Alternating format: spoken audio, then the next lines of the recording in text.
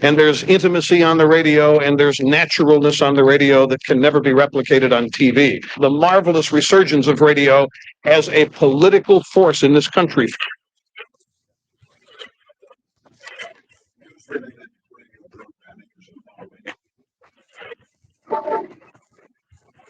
There's a huge hole in our dialogue that can be filled by the synthesis of traditional radio and the freedom that comes from a live podcast. You're about to experience Cowboy State Politics live. Here we go.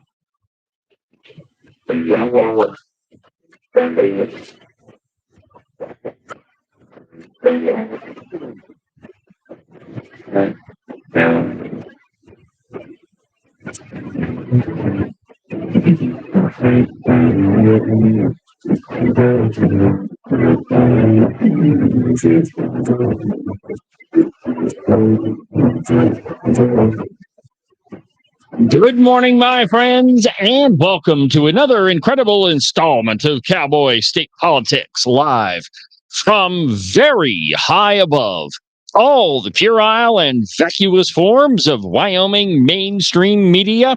This is Cowboy State Politics. I, of course, am your illustrious host, David Iverson, firmly and permanently ensconced behind the silver Cowboy State Politics microphone and broadcasting to you from the base of the Bighorns at the Cowboy State Politics studio in Sheridan, Wyoming. Good morning, my friends, and welcome to the program. Happy Tuesday. Hope everybody had a good Labor Day weekend. I know I did. We didn't do a whole heck of a lot, but at the very least, Labor Day weekend, and now we're back. Did you know, and maybe if you listen to the morning show, you already heard me say this, but Labor Day is not a day where we're supposed to celebrate the American ingenuity and stick-to-itiveness and the importance of all of us believing in the American dream. Or at least that's not how it started out. No. Labor Day was started by communists and socialists in labor unions. It was a holiday that began kind of in Europe, and then it migrated to Canada, and there was one labor leader that decided that we needed to have that sort of thing in America. And so he campaigned and they demonstrated, and there was this big giant parade in downtown New York City. And all of a sudden, the Congress passed a law creating the Labor Day holiday.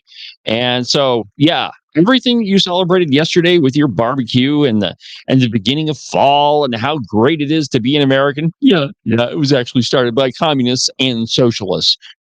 There's a great episode I did about it on the podcast. Can't remember exactly what it's called, but if you go back, I think it was last year around this time, you'll find it. And it was all about the origins of Labor Day.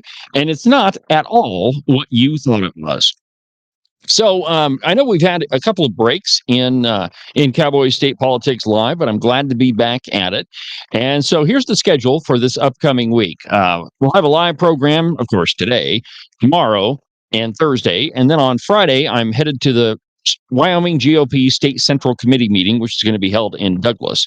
By the way, if you don't have anything to do Friday night, you should hop on over. It'll be at the American Legion. The Independence Network is doing all the entertainment for the banquet. It should be a rockin' good time.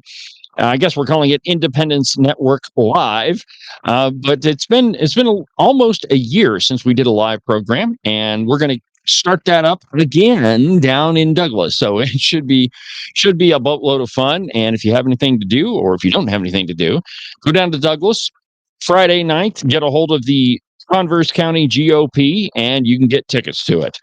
Trust me, you don't want to miss it. Well, let's get to the news. And there is a whole bunch of stuff in Wyoming crap papers this morning. And the first one comes to us from the Wyoming Turkey Vulture. And it's a piece written by this idiot named Matt Malcolm. Matt Malcolm got beat by Daniel Singh down in House District 61. And it was one of those races where there should have been significantly more turnout. Well, and the truth is, there should have been more turnout. There always needs to be more turnout in our elections. But in this one, I think Malcolm lost by, he talks about it down in the piece, and we'll get there. Here we go. 153 votes is what he lost by. Now, if you compare that to a lot of different districts in Wyoming, 153 votes is a pretty good margin.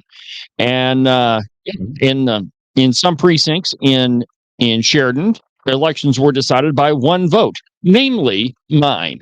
Specifically, but that old Shane Rader is kind of irritated that he lost his precinct seat by one vote. But imagine a guy that he ought to have lost it to that is more deserving than your illustrious host. So let's get into the piece. Malcolm says, and it's entitled, "It's Time to Let Citizens Vote for Who They Think is Best, Regardless of Party." Now, keep in mind, Matt Malcolm ran in the Republican Party. If he truly believed what he was writing, then he would have registered as an independent and just ran that way. But no. Matt Malcolm is one of these people that realizes it's much easier to get elected in Wyoming if you claim to be a Republican, which, of course, Matt Malcolm isn't. Let me just quote the first couple paragraphs to you. And I quote, "Service exists in many forms. For me, it started with Boy Scouts planning community projects, some that helped hundreds of people. For the past 6 years, I sat alongside military service members as we fought for our country, defending her from enemies near and far. This summer, I found another way to serve by running for the Wyoming House of Representatives in District 61 in the Republican primary.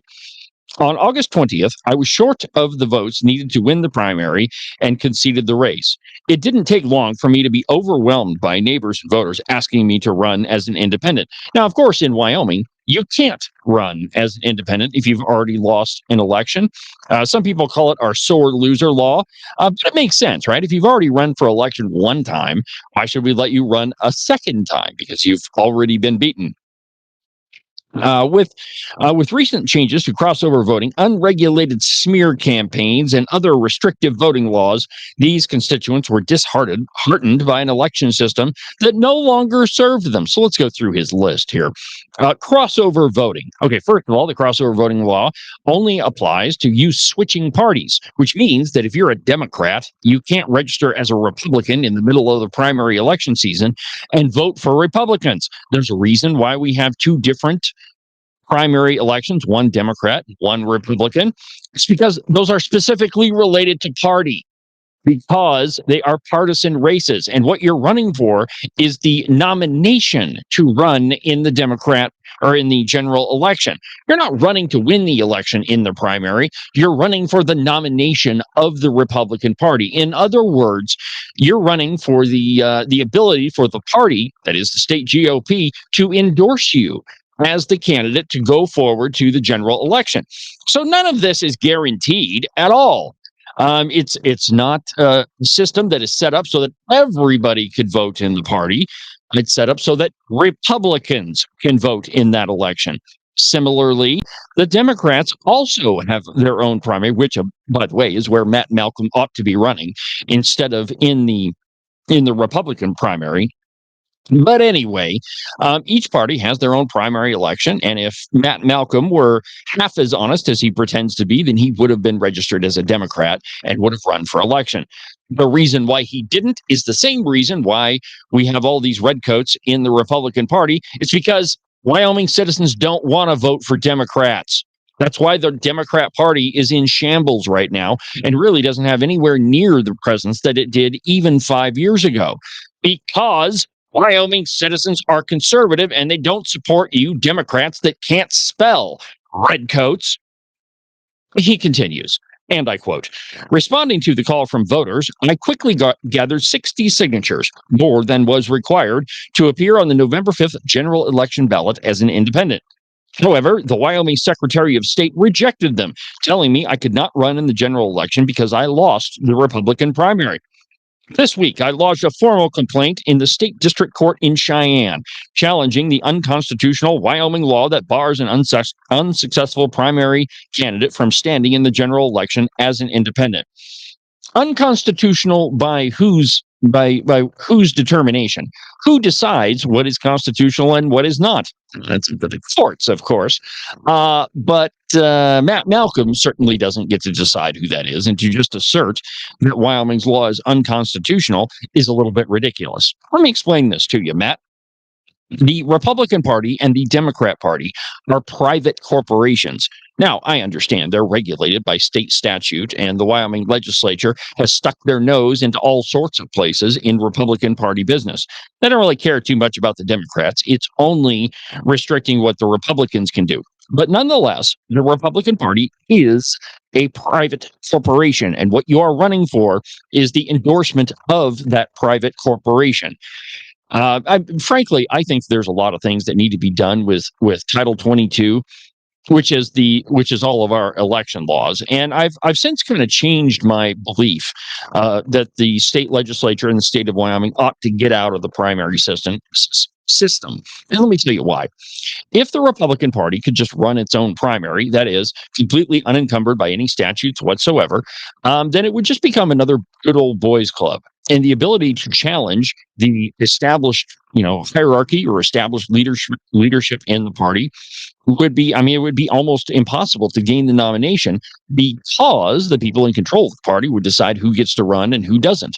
Much like the Democrat Party, they have their own caucuses and they decide who's going to be on the ballot, not the voter. So I've since kind of changed my mind about this whole legislature monkeying in the Republican Party.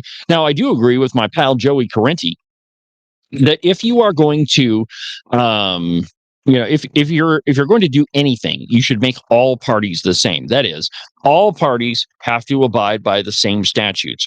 Right now, the Constitution Party or the Libertarian Party or the Green Party or whatever minor party we have in Wyoming, they don't have to abide by the primary election rules that are set out in statute. They can pretty much do their own thing.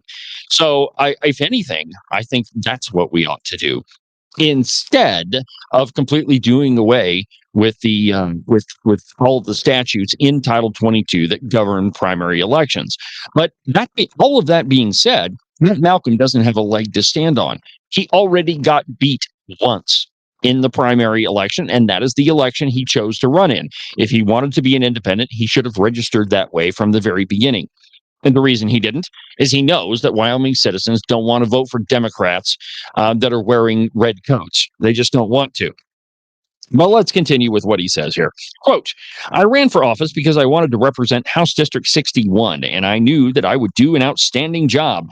I want to bring practical solutions to the problems on the minds of Wyomingites, such as election reform, healthcare, and good schools.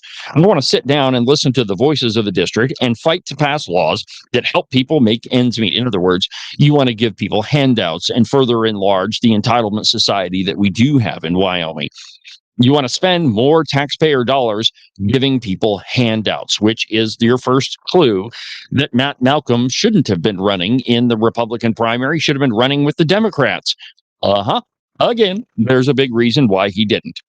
Quote, however, this legal battle is not about me or my potential service in Cheyenne. It's about you, the voters, the citizens of Wyoming. It's about your fundamental right and freedom to have genuine choices on the ballot, irrespective of your location. I've got news for you, Matt. They already did have choices in the Republican primary and in the Democrat primary. And frankly, if Matt Malcolm was worried about winning an election, he should have ran as a Democrat. It would have been a lot easier to get their nomination than it was to run against Daniel Singh in House District 61. Here's his math, and here's why he figures that he's right. And I quote, there are approximately 8,000 people in House District 61. I lost the primary by 153 votes out of 859 cast. And because no Democrat ran, only one candidate will be on the general election ballot. So only 10% of my district will decide who represents us, a situation that does not accurately reflect the state of Wyoming. Oh, but it did there, Matt, my boy. Just because people chose not to vote does not mean that that citizens of District 61 are represented by a smaller percentage. Those citizens who chose not to vote did so on their own accord. And because only 859 people voted, that doesn't mean your representative is being chosen by a fewer amount. The district chose you in an open Republican primary election. Well, they didn't choose you; they chose Daniel Singh. So he continues here. This isn't just an issue of having a choice on the ballot. It's about having a vote at all. Laws like this one I'm challenging are voter suppression measures. When only one candidate exists on the November 5th ballot, it isn't an election. Well, had you run in the Democrat primary, then you potentially could have gone up against Representative Daniel Singh on the November ballot. Oh, and by the way, you already did get to run against Daniel Singh in the Republican primary. See, all of these Democrats, they want to have it both ways. They want to have absolute control over your electoral system. And when it doesn't suit their purposes, then they claim that, oh, we don't have fair elections because our elections are restrictive and therefore we have to change the law.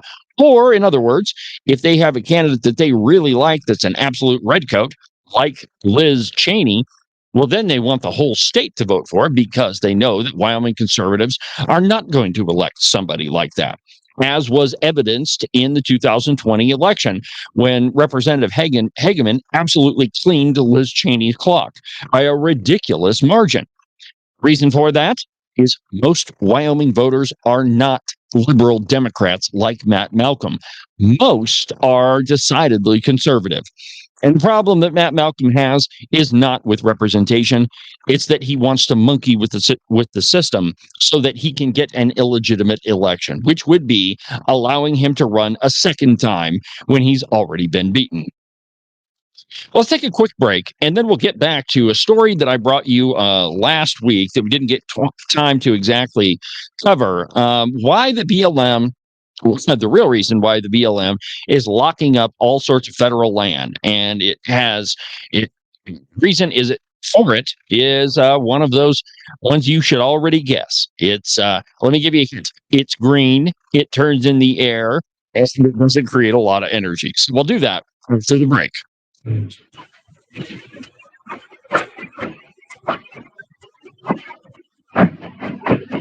You can listen to Cowboy State Politics live every Monday through Friday at 9 a.m. on the Independence Network.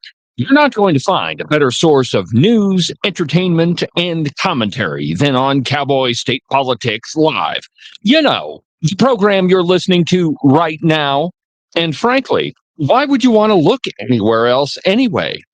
Let's be honest, only a liberal redcoat commie would do that. And if you want to listen to my podcast, you can find it at cowboystatepolitics.com or anywhere that you get your podcasts. iHeartRadio, iTunes, TuneIn, really any of them will work. But the easiest way is just to go to the website, cowboystatepolitics.com. There you can find all of the shows, as well as any of the articles that I might bring up during the course of a program. If your name is Sleepy Joe Biden and you can't remember if you put socks on this morning or not, well, I can't really help you with that, but I can definitely tell you why you should have never ran for president of the United States. And now, back to the program.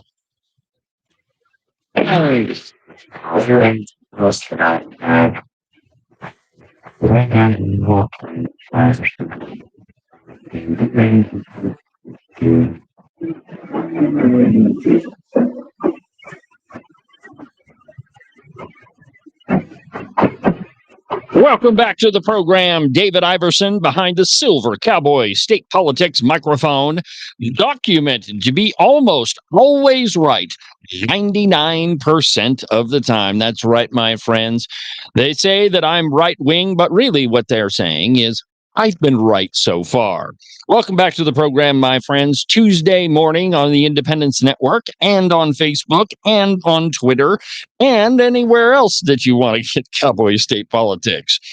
So last week, I brought you an article from the Daily Caller, and it's entitled, "The Biden Administration Looks to Open Up 31 Million Acres for Solar After Locking Up Oil, Gas in Huge Swaths of Alaska." Now, this article is specifically related to Alaska, but the BLM issued their resource management plan down around Rock Springs, and it's very much the same thing.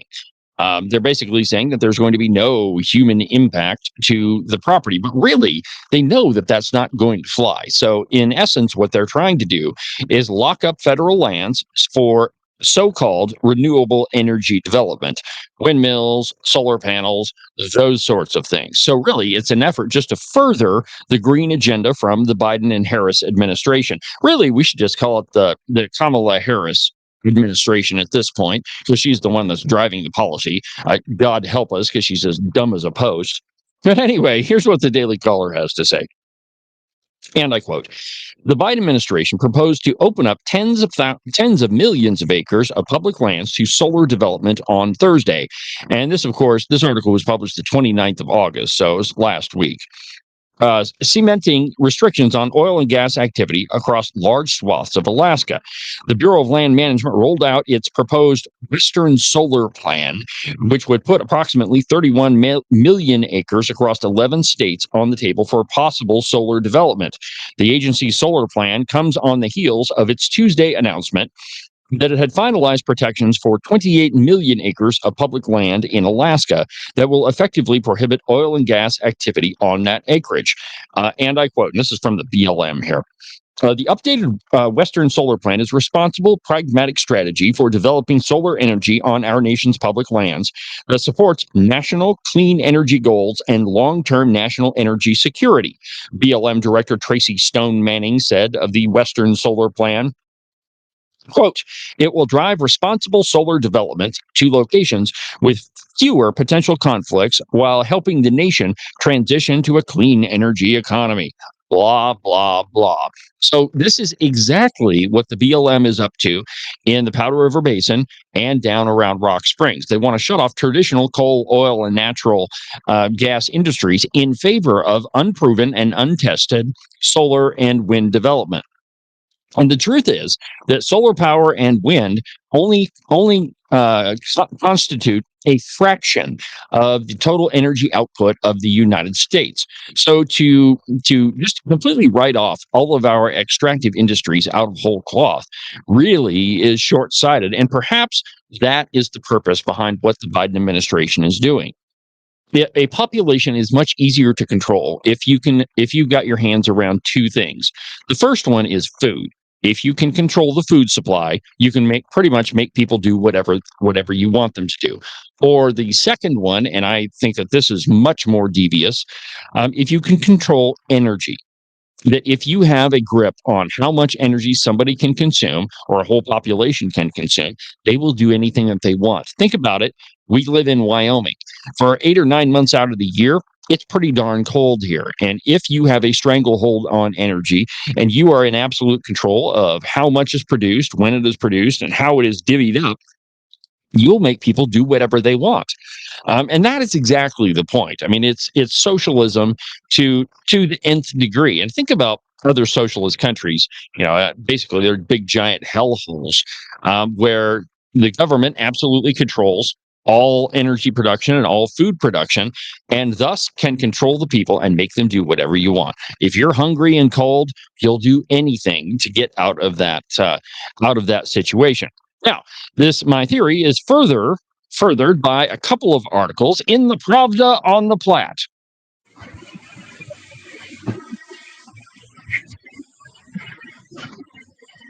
In an article entitled Solar Power Could Come at the Expense of Wildlife, Zach Sontag of the Pravda on the Platte writes, and I quote, the federal government wants to vastly expand access to public lands for industrial-scale solar projects. The final proposal for the, quote, Western Solar Plan promises to entrench solar power at the heart of the American energy transition in the wider goal of reaching net zero emissions by 2050. Or, as Go Green Governor Gordon would say, net negative emissions by 2050. Issued by the Bureau of Land Management, the plan would make more than 31 million acres of public lands across 11 western states available for possible utility-scale photovoltaic development, including millions of acres in Wyoming, which is considered to be among the top 10 states for solar potential. Although it may conflict with other federal priorities, and some believe it puts renewables on a collision course with habitat conservation, which it absolutely does, but not for the reasons that you think.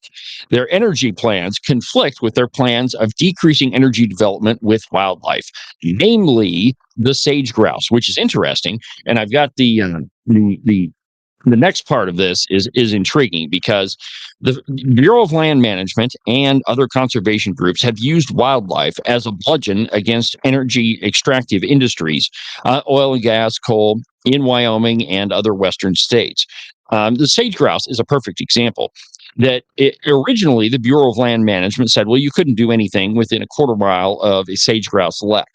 Well, a quarter mile away from a big circle in the ground where the sage grouse do their little breeding dance, which, by the way, is kind of interesting to watch, it was then increased to a half mile. And then when a Democrat took over the administration, that was increased to a mile. Now, a lot of sage grouse inhabit places where there is rich deposits of oil and natural gas.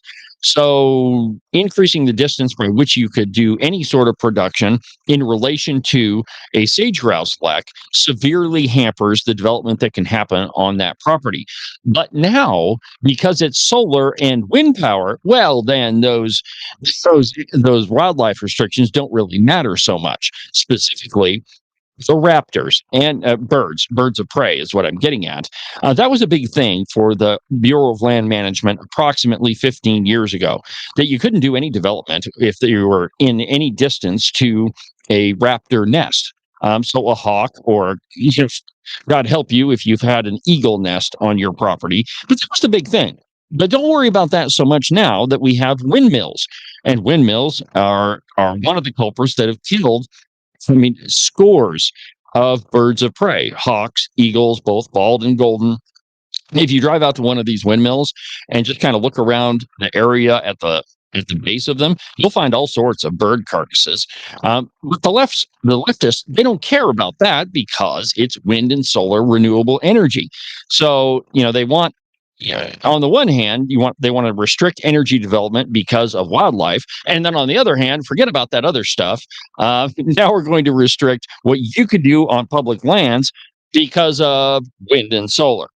The article continues. Quote, although it may conflict with other federal priorities, like the ones I just mentioned, and some believe it puts renewables on a collision course with habitat conservation and vulnerable wildlife. Quote, I believe they are giving developers way too much leeway. They've made this incredibly permissive for development at the expense of habitat, said Randy Spivak, policy director at the Center for Biological Diversity. The initial draft set aside roughly 22 million acres for potential development, required projects to be sited on already degraded land, and limited developments to within 10 miles of existing or planned transmission lands. The final draft increases that acreage by 50% and allows projects to be 15 miles from transmission while loosening other siting requirements, which raises red flags for conservationists. So it was like I was saying, on the one hand, they use wildlife restrictions to hamper oil and gas development as much as they can. But when it's wind and solar power, forget about all those wildlife restrictions. What I'm getting at is that the Bureau of Land Management and the Democrats that control it are only interested in one thing. They don't give a flying crap about wildlife, and they really don't give a crap about the land underneath it. Because if you install a solar huge bank of solar panels or a whole bunch of windmills, look at the base below them. They're absolutely destroying the land. At the base of just about every wind turbine, it looks like somebody changed their oil for about 20 years, because wind turbines use a tremendous amount of grease and oil to keep them operating. Similarly, if you install a whole bunch of solar panels, you're pretty much going to kill off whatever is underneath them. Grass doesn't grow when it's covered up, in other words. Spivak and others say the Western solar plan is too aggressive and will undermine Wyoming sage grouse, a species uniquely sensitive to development and whose populations are in a spiraling decline. Juxtaposing the solar plan with the BLM's Greater Sage Grouse Land Use Plan shows how both general and priority sage grouse habitat are subject to potential industrial development. So, in other words, depending on what you want to do, the rules can change from project to project. It's absolutely disingenuous, and it completely proves which side the BLM is on. They don't really care about land. They don't really care about wildlife. The only thing they care about is their agenda. And to further prove it, we're going to talk about the Inflation Reduction Act. We'll do that after the break.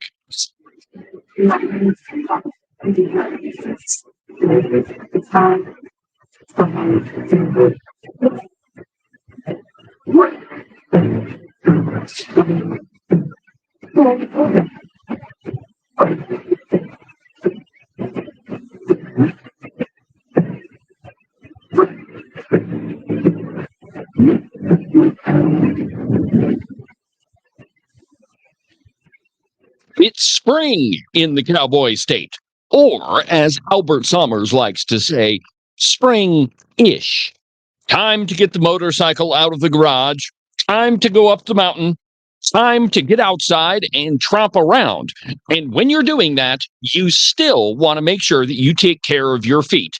The best way that you can do that is order a pair of Kenai boot socks from the Buffalo Wool Company.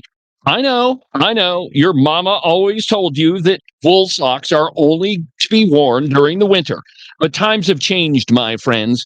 The Kenai boot socks from the Buffalo Wool Company will not only keep your feet nice and toasty warm, they'll keep them cool and dry in the summer. Trust me, these are the most incredible socks that you're ever going to put on your feet. To get you a pair, go to their website, thebuffalowoolco.com. You're definitely not going to be disappointed. Wyoming is one of the most sought after places to live. There's a lot of people that want to move to our great state. And if you're thinking about selling your house to one of them, you need a real estate agent that you can trust. That agent is Rebecca Bextel at Compass Real Estate. She's lived in Jackson for almost 20 years and has her fingers on the pulse of the real estate market.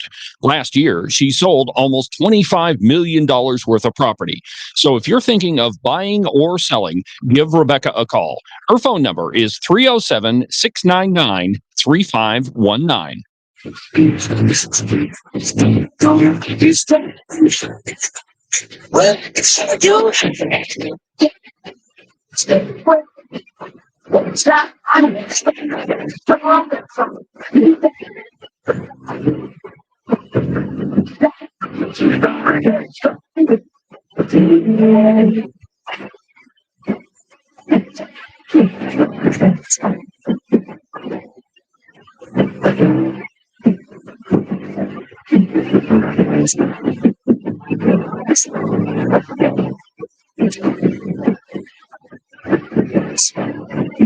Watch out. Cowboy state politics is only going to get stronger. The program is only going to continue to expand. Keep it tuned to the Independence Network. There's great voices like Cowboy State Politics, The Ramble Room, Just Blame Joey, and Wide Right Turn. Welcome back to the program, my friends. David Iverson with you on this busy Tuesday morning behind the silver Cowboy State Politics microphone, doing what I was born to do with talent given to me by God himself. That's right, my friends. So before the break, I was telling you about an article by Zach Sontag in the Pravda on the Platte about all of this energy development, and including solar and wind projects that are going to come at the expense of wildlife.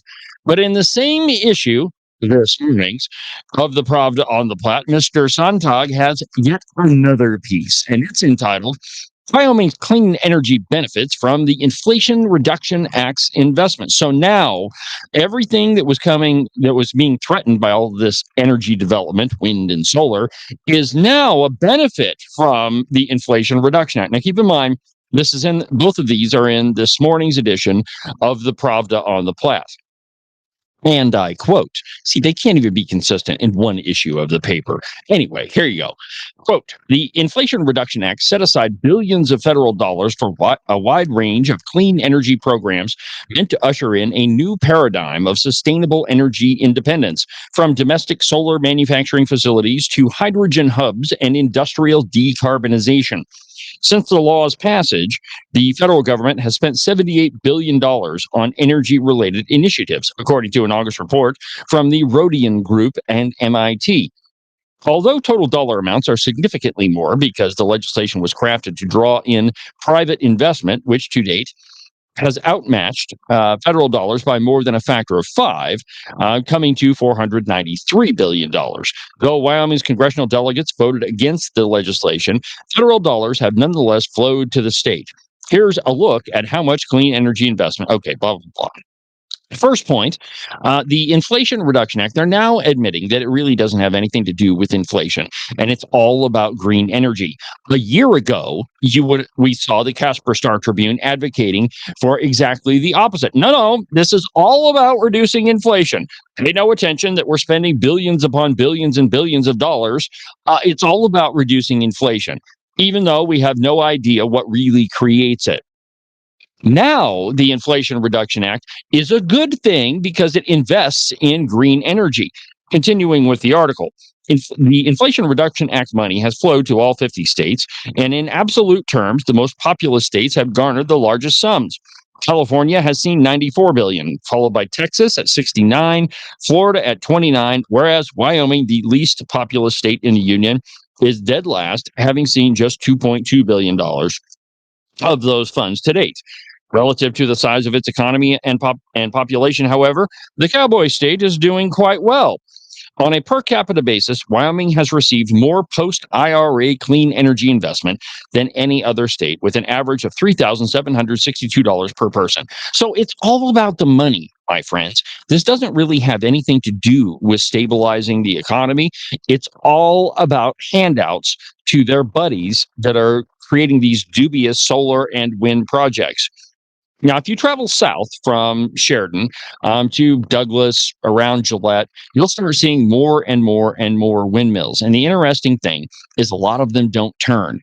I once went to a pre-bid meeting to build the site location for one of these windmills, and I started inputting all the numbers on my computer, and I quickly realized that none of this stuff is going to become profitable in any way. So I raised my hand and I said, excuse me, it looks to me like none of this stuff is profitable. And I was flat told that, well, it's only profitable through government subsidies, because the windmills, and I don't know, solar panels is probably the same, but the windmills will never recoup the amount of money it took to install them. That it produces such low amounts of power that there's no way it's going to reduce all of that money. And if you listen to an interview I did with Troy McEwen, I think they did that right, like the week right before the election. Troy McEwen represents his Senate district is over in Gillette, so he's got all the numbers and data on coal mines.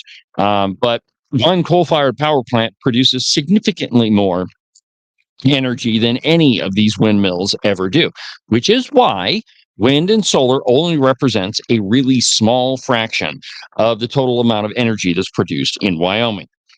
But let's see here. Is there anything else in this? Nah, this article's a bunch of garbage. Let's move on.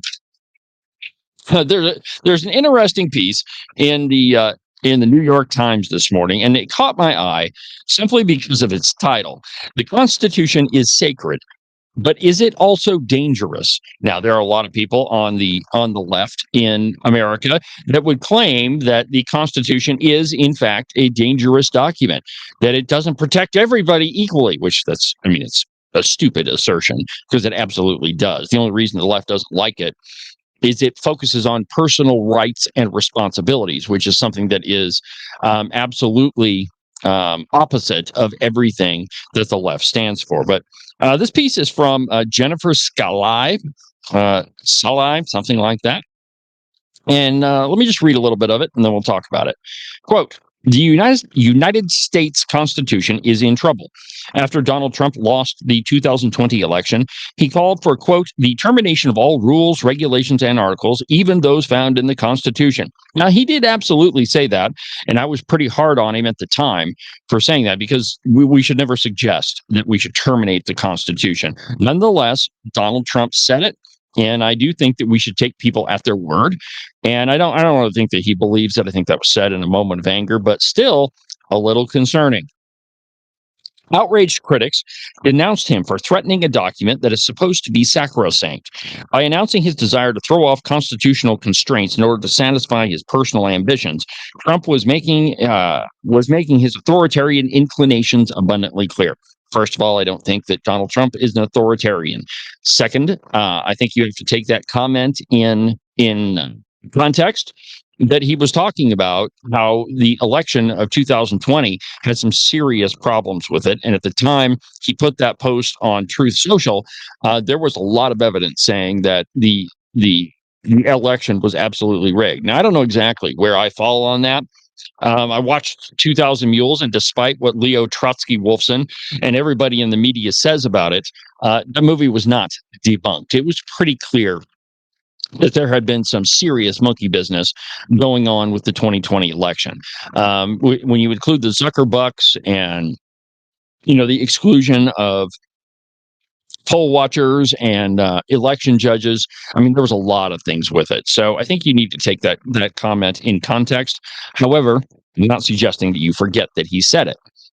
Let's continue. Quote, "It's no surprise then that liberals charge Trump with being a menace to the Constitution, but his presidency and the prospect of his reelection have also generated another very different argument, that Trump owes his political assent to the Constitution, making him a beneficiary of a document that is essentially anti-democratic and in this day and age increasingly dysfunctional."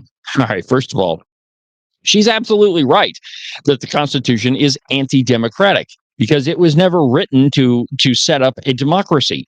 Instead, the Constitution set up a republic. A democracy is the exact opposite of what our founders intended. In fact, one of my favorite quotations is from Thomas Jefferson, and he said that democracy is just another example of bad government. And that's exactly right. Anytime you have mob rule, which is essentially what democracy would turn into, it allows whomever is in power to get away with anything that they want to do. And if you need evidence of this, look to the fall of the Grecian Senate. Like, everybody talks about how fantastic democracy in Athens was, but really it degenerated into a dictatorship, which is what always happens, because it's pretty easy to convince a whole mob to do what you want to do. That's why we have laws against inciting a riot, and all of that, simply because it's easy to do. And if you're a skilled rhetorician or a skilled public speaker, it's pretty easy to sway a big group of people. And let me give you a personal example. When I was in college at Regis University, Bill Clinton came to speak, and I was watching him. And I found myself agreeing with him on a lot of stuff because Bill Clinton is a tremendous public speaker, and I caught myself halfway in the middle of it. And I'm like, wait, smacked myself on the face. I'm like, what the heck are you doing? That's Bill Clinton.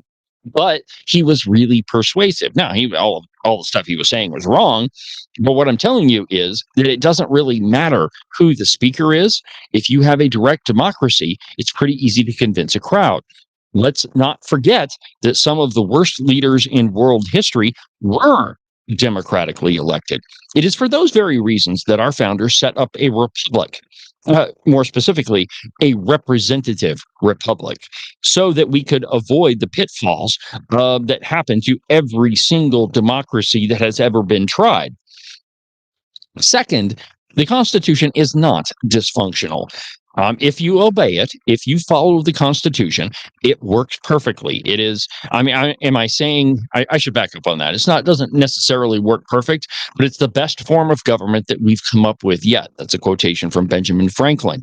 But it's only dysfunctional in that it thwarts some of the goals that leftists have, that it prevents you from electing, the president by a popular vote, because we had the Electoral College.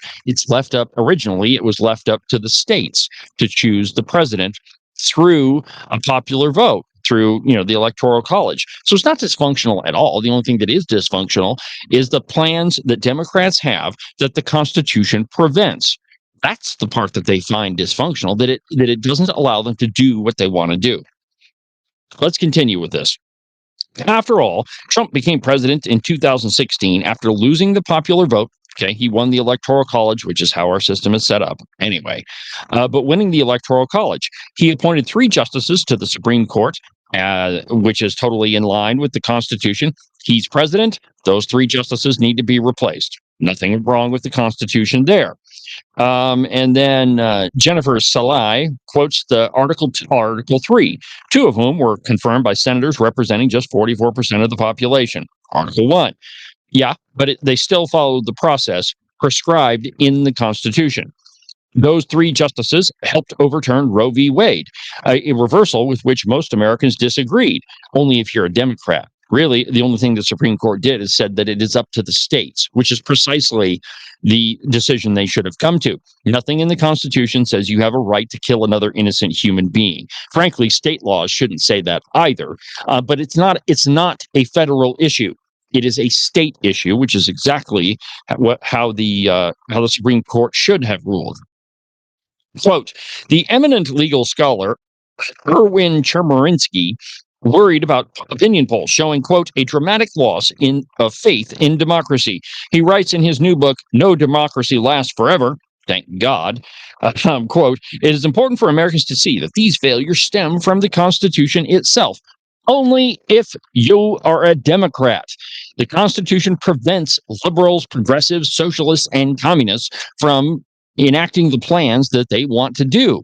That's the whole purpose behind it. It's part of the genius of the Constitution.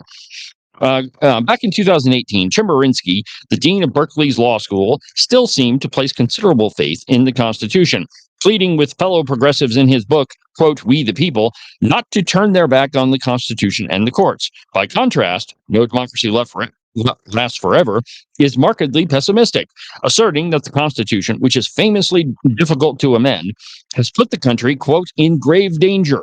Chemerinsky lays out what would need to happen for a new constitutional convention. Oh, Lord. And in the book's most somber moments, he entertains the possibility of secession. Now, wait a minute. I thought it was only right-wing extremists that talked about secession. Here you have a Democrat in the New York Times suggesting secession. Now, remember, the rules change. If you're a Democrat, the rules change depending on what you want to do. And here you have the old gray lady, supposedly the paper of record, suggesting that states secede from the Union. But you don't see the rest of the media up in arms about it, do you? No, because it's a leftist suggesting it, much like the first time, by the way, in the Civil War. The the southern states were all about secession. And now the New York Times is suggesting it. Let me continue. States might form a nation called Pacifica. Red states might form their own country. He hopes that any divorce, if it comes, will be peaceful. The prospect of secession sounds extreme, but in suggesting that the Constitution could hasten the end of democracy, Chemerinsky is far from alone. What ails the country's politics isn't simply the president or Congress or the Supreme Court, but the founding document that presides. Oh, I can't handle any more of this. This is classic leftist rhetoric, using an argument, the same argument they use all of the time, that the rules apply to us except for when they don't. And when you get the New York Times advocating for secession, well, the leftist media ought to be up in arms about it. If they're not, go figure. We'll continue after the break. And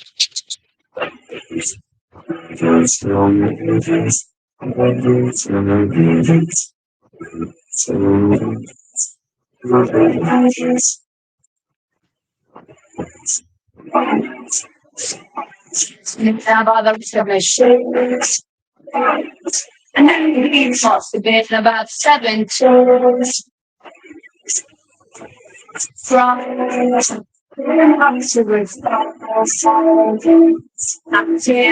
would be long next week. It would be long next week with me. Sing it.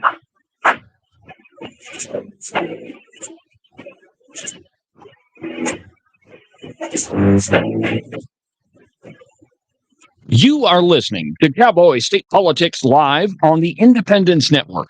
You're not going to find a selection of better news, entertainment, and commentary than right here on the Independence Network, with great voices like Joey Carenti from Just Blame Joey, Ken Pendergraft from The Ramble Room, Tom Kelly from Wide Right Turn, and the lovely Christine from The Hair Affair. And of course, my program, Cowboy State Politics, Wyoming's most listened to political program. Also, don't forget to check out the articles section at the website, independencenetwork.us. It's loaded with op-eds, commentary, and news from all around the Cowboy State. You can listen to the Cowboy State Politics podcast anywhere that you get your podcasts. iHeartRadio, iTunes, TuneIn, Really, any of them will work. But the easiest place is just to go to the website, cowboystatepolitics.com. There you can find all of the shows, as well as any of the articles that I might bring up during the course of a program. That way, if your name is Joe Biden and you can't remember if you had your pudding today, well, I probably can't help you with that, but I can definitely tell you why you should have never ran for president. And now, back to our program.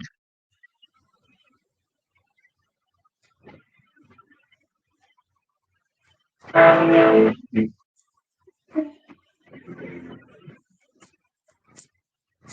remember I was 8 years old with a take waiting on a radio. Come on now, play back in black. I want to this on repeat.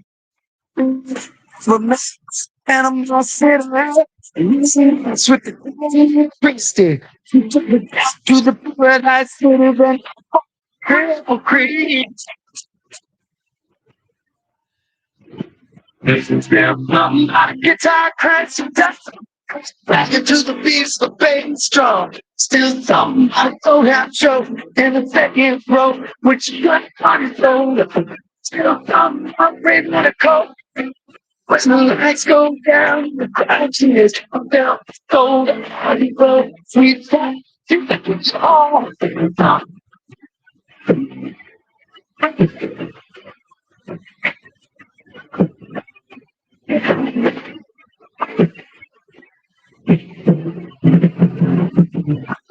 In the big Coliseum. No dancing, no lip syncing. I tell you this, don't fight, feel it. Welcome back to the program, my friends. David Iverson, Cowboy State Politics Live on the Independence Network, Facebook Live, Twitter, YouTube, anywhere else you want to find it. I'm sure you can find Cowboy State Politics. Make sure that you don't miss anything on the Cowboy State Politics podcast. I've got a great interview coming up tomorrow. We're going to talk to Rod Miller. It's been a while since we've talked to the leftist from down in Cheyenne, but we're going to talk about our electoral system, something I alluded to earlier, and the primary system should be a fairly interesting conversation. It always is with Rod, even though I don't agree with hardly anything that he says. But of course, on Cowboy State Politics, I don't shy away from conversations with leftists. In fact, I welcome them when they willingly come on the program. I mean, it just shows you how many Democrats actually have any courage whatsoever. Everybody, just about every Democrat I know has been invited to come on Cowboy State Politics, but only few have accepted it. And, it doesn't matter how much I pound Landon Brown, he will not come on this program and talk to me. He says that I'm a bully. If bullying means asking tough questions, then I guess perhaps I am. Now, this next story, again, from the Provident on the Platte, really is one that irritates the crap out of me. It has for several years. And it's that cities use taxpayer dollars to try to convince you to vote yourself another tax. It's absolutely wrong. This piece is entitled, City Sends Out Mailers on Proposed 6-Cent Tax. And I quote, as Casper residents sift through their junk mail and bills in coming days, they may also find some unexpected mail from the city. The city has mailed out a postcard about the 6-cent tax councilors hope voters will approve in November. In addition to the tax on the ballot measure, tax of the ballot measure, residents will also receive information about open houses to discuss the tax, which will be held from 5:30 to 8 p.m. on September 12th and 16th at the Casper Recreation Center. First of all, taxes should only be so high as to cover the necessary functions of government. We have shied so far from the original intent of these 1% optional 1% taxes. The whole point is that if you have a project you need to do in your town, maybe you don't have enough cash to fix Main Street, or you need to, build a bridge, or something else happens, or maybe you need to buy a new piece of equipment. That's what those optional taxes are for. But what they have been perverted into is supporting all manner of nonprofits. And this is a problem that has happened it is happening all across the Cowboy state. All you got to be is some sort of nonprofit, claim that you're doing some sort of public good, apply to the county commissioners or the city, and they'll cut you a check from taxpayer 1% dollars. It's absolutely outrageous. I just this morning on the morning show, we discussed how the state of Wyoming has paid Wyoming Equality $750,000, almost $751,000 of your money so that they can advocate for LGBTQ ZXPWDSL causes. That is $750,000 of your money going to LGBTQ advocacy and trying to convince you that we need drag shows and drag queens for kids and how your kids need to be transitioned. That's your money they're doing that with. And it's no different what cities and towns across the state of Wyoming are doing with 1% dollars. There's absolutely no reason whatsoever that nonprofits need to have taxpayer money. The whole reason why they're nonprofit is so they don't have to pay taxes, so it can go towards their operations, not so that they can use taxpayer dollars to do whatever it is that they wanted to do. And here you have the city of Casper, and I've seen signs around Sheridan doing this. By the way, I'm really irritated with the 1% tax measure in Sheridan too. I think we ought to get rid of that one.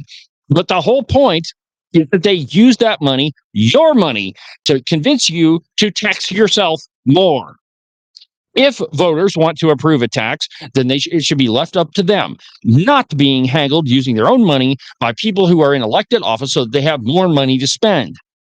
The truth is, if you want to stimulate an economy, lower taxes. Lower them, and it will convince people to spend more money. If you leave more cash in people's pockets, they'll spend it, as opposed to giving that money to the government, and they end up building $3 million flower pots in Sheridan, Wyoming, next to the courthouse.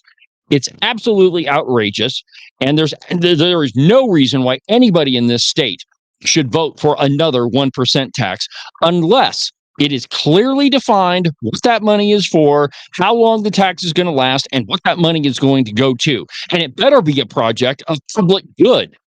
It can't just be this open-ended, stupid tax where they say, well, we're just going to tax you and we'll use that money for beneficent purposes. That's absolutely wrong. You shouldn't be doing that. Everybody in Wyoming should be advocating against their local government proposing one of these stupid things. Moving on, from the Jackson Hole News and Guide, the primary election sends Wyoming in a new direction. Now, we've only got about 3 minutes left in the program, but I'm pretty sure I can pull this one off. This is by Jasmine Hall of the Jackson Hole News and Guide, and she's lamenting that the Wyoming legislature has changed. Namely, that it's not the progressive socialist redcoats that are in charge anymore. It's conservatives. And so all of their leftist programs are going to be hung out to dry, as they absolutely should. But let me just read to you what Jasmine Hall says. And I quote, Teton County lawmakers won't be walking back into the same state legislature next year. Although all 4 incumbents from Jackson Hole and Star Valley, Republican and Democrat alike, that's not true. They're all redcoats, went unchallenged in last Tuesday's primaries. The rest of the state was battling it out for hold of the House and the Senate. Some incumbents called it the ugliest campaign season they have ever witnessed, as misleading mailers, dark money, and harsh words settled on the political landscape.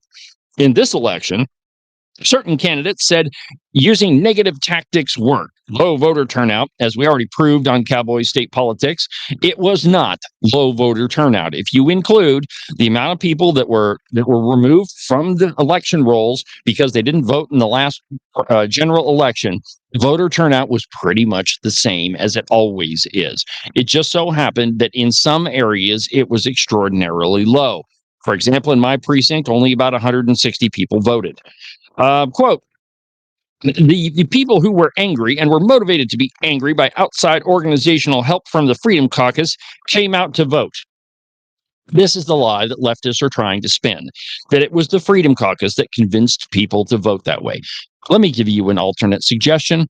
Maybe people are tired of paying high taxes. Maybe they're tired of their representatives telling them one thing and doing another. Maybe they're tired of increased government spending. Maybe they're tired of crappy school performance. Maybe they're tired of more school administrators making hundreds of thousands of dollars while the kids receive a terrible, mediocre education. Maybe all of those things convinced people to go to the polls and vote for something new. Any of these media sources, whether it's the Jackson Hole News and Guide or the Providence on the Platte or the Cowboy, they're all feeding you this leftist line that it was just the Freedom Caucus. It's all bull crap. People vote with their wallets, and they vote because they get out and vote because the representatives don't do what they're told what they're told by the electorate. Well, we burned through another busy broadcast hour. That'll do it for today's program, and we'll see you tomorrow. From the base of the Bighorns at the Cowboy State Politics Studio, I'm David Iverson, and this is Cowboy State Politics.